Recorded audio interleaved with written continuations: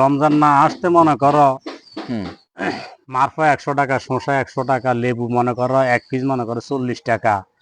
মনে করো লাগামহীন যেভাবে মনে করো এই ইফতারের বাজার গরম হয়েছে, জি এইভাবে মনে করো সাধারণ মানুষের পক্ষে কি এগুলা কিনে খাওয়া কি সম্ভব?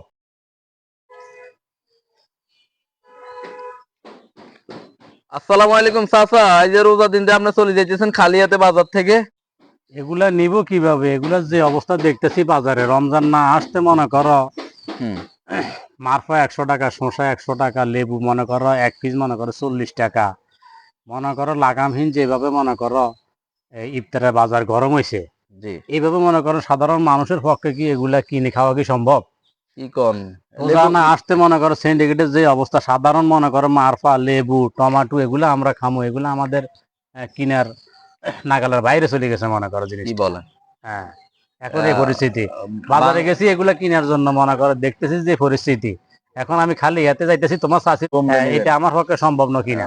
আল্লাহ জানে রোজার মাসে সবাইকে হেদায়েত দান করে, আমিন। সবাই ভালো থাকবেন, সুস্থ থাকবেন। আসসালামু আলাইকুম।